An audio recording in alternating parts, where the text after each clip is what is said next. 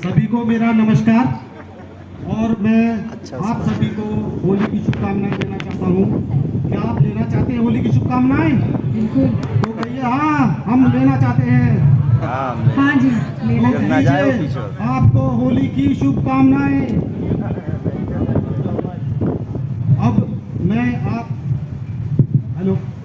अब मैं सबसे पहले HR डिपार्टमेंट को बधाई देना चाहता हूँ कि जो ये प्रोग्राम शुरू किए हैं और हमें जिंदा होने का एहसास दिलाया है।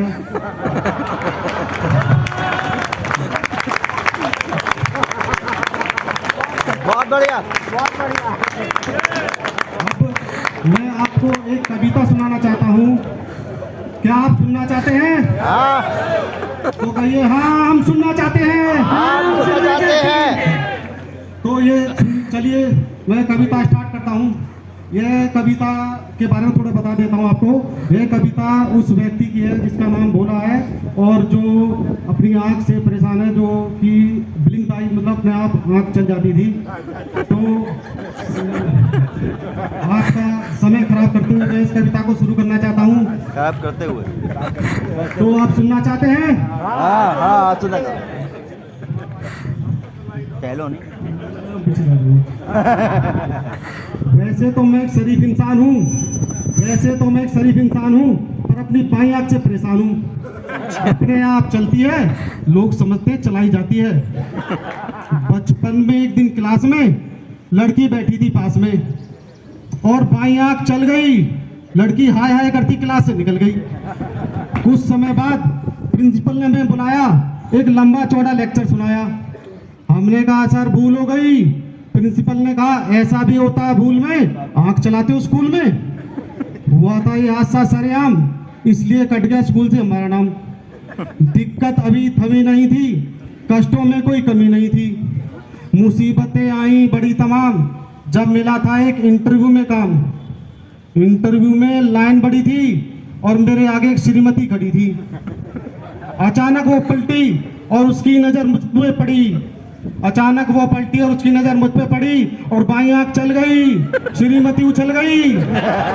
श्रीमती ने खड़ा कर दिया बवाल। लोगों ने जूते चप्पल मार मार के उधेड़ दी हमारी खाल।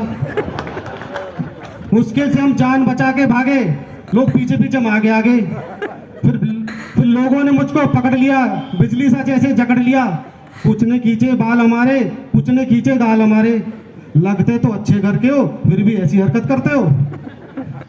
मुश्किल से हम जान बचा के भागे, लोग पीछे पीछे हम आगे आगे। घबरा कर घुस गए घर में, भयंकर पीड़ा थी अभी सर में। घबरा कर घुस गए घर में, भयंकर पीड़ा थी अभी सर में। वहां एक औरत ने पूछ लिया, बतलाओ तुम हो कौन? हम चुप खड़े रहे साधु से मौन। वो दुर्गा सी तीखी और चीखी, बतलाते हो या बुलाऊं किसी को? बतलाते हो या बुलाऊं किसी को? और भाइयों इससे पहले कि मैं जुबान हिलाऊं कुछ बतलाऊं, बाईं आंख चल गई, औरत उछल गई। औरत ने मचा दिया हंगामा, इकट्ठे हो गए अड़ोसी पड़ोसी मौसी मामा। मार मार के बेहाल किया, कुर्ते का रुमाल किया। अपने ऊपर खूब खिंचाए, फिर लुट पिट के हम घर को आए। एक दिन पिताजी बोले बेटा एक बात हमारी ध्यान से सुन लो, कुछ नहीं है तो शादी ही कर लो। उस दिन तबीयत थी कुछ भड़की, जा पहुंचे देखने हम लड़की। वो शायद उसकी माँ बैठी थी। हम पुराने हादसों को दिल में दबाए बैठे थे। वो शायद उसकी माँ बैठी थी, हम पुराने हादसों को दिल में दबाए बैठे थे और नजरें जमी में गड़ाए बैठे थे। अचानक वो बोली, बेटा बहुत शर्माते हो, कुछ भी नहीं बताते हो। अरे कुछ तो बतलाओ, हमसे नजरें तो मिलाओ। और जैसे ही हमने नजरें मिलाई, बाईं आंख चल गई, माताजी बिचल गई। गरम चाय का प्याला था, हमारे ऊपर ही दे डाला था। फिर सैंडल निकाल दिया हमारे सर पे ऐसे, फट गया हो बम कानों में जैसे।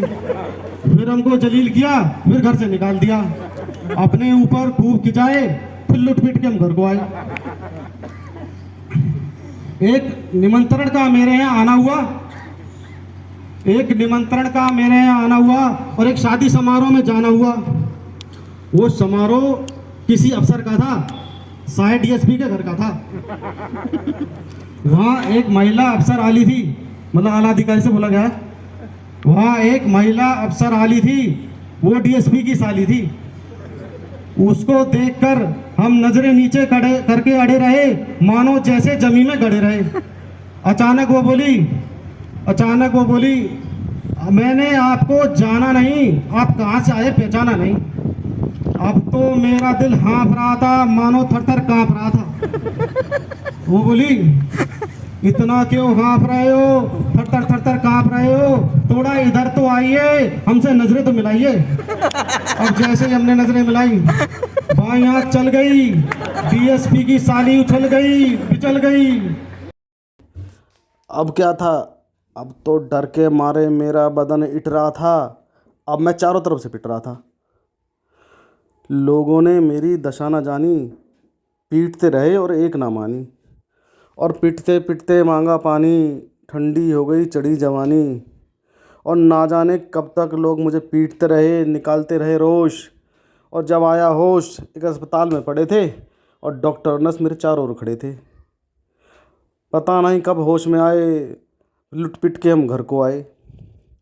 अच्छा, अब जिन जिन भाइयों ने ये कविता को सुना है और समझा है, अब एक ऐसी लड़की की तलाश करें जिसकी दाईं आंख चलती हो, और इस पते पे सूचित करें और पता नोट करें।